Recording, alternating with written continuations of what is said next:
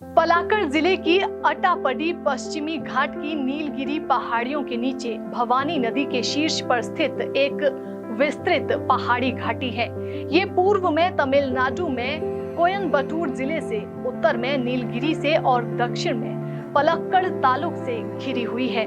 Attappadi forest division में घाटी की जनजातीय आबादी ज्यादातर मुदुगा, इरुला, कुरुम्बा आदिवासी लोगों की है। यहाँ मुरुगुल्ला नाम से आदिवासियों की एक छोटी सी बस्ती है जो अट्टापडी से 20 किलोमीटर की दूरी पर स्थित है, जहाँ केवल 7 परिवारों के 40 लोग रहते हैं। पलाक्कड़ जिले के अट्टापडी फॉरेस्ट डिवीजन में आदिवासियों की बस्ती में एक परिवार के 3 लोगों को काफी तेज बुखार आया था। ये बस्ती जंगल में कुछ किलोमीटर अंदर स्थित थी। वाहनों से सिर्फ भवानी नदी के किनारे तक ही पहुंचा जा सकता था। क्षेत्र में पहुंचना इतना आसान नहीं है। यद्यपि एक निश्चित दूरी तक वाहन द्वारा यात्रा करने के लिए सड़कें हैं। कोई भी भवानी पुझा नदी को पार करके ही मुरुकुल्ला पहुंच सकता है। यदि नदी का जल स्तर कम है तो आप जीप से जा सकते हैं, अगर नहीं तो बस नदी के अंदर चलो और जाओ।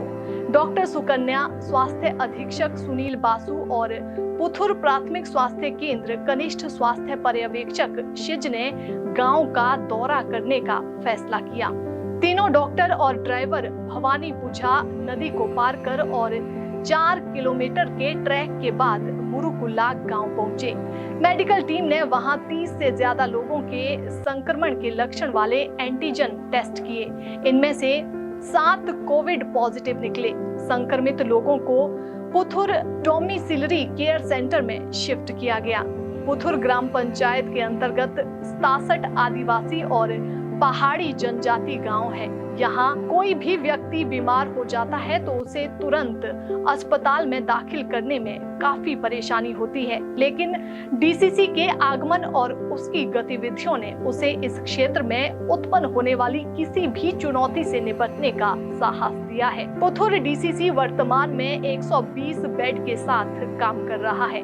डॉक्टरों की यात्रा और उनका समर्पण सराहनीय है। डॉक्टर सुकन्या ने बताया कि उनके लिए नई बात नहीं थी। वे वहां पहले भी मेडिकल कैंप्स के लिए जाते रहे हैं, लेकिन इस बार जब वे वहां पहुंचे तो नदी के पानी का स्तर काफी ऊंचा था। उनके पास नदी को पैदल पार करने के अलावा कोई विकल्प नहीं था। डॉक्टर सुकन्या पिछले 8 साल से सरकारी जॉब में है। पिछले साल पब्लिक सर्विस कमीशन का इम्तिहान पास करने के बाद उन्हें स्थायी नौकरी मिली। डॉक्टर सुकन्या और उनकी टीम के इस कदम की केरल की स्वास्थ्य मंत्री वीना जॉर्ज ने सराहना की है। मंत्री ने डॉक्टर सुकन्या को फोन भी किया। डॉक्टर सुकन्या ने कहा कि ये सुखद आश्चर्य था कि मंत्री ने फोन किया।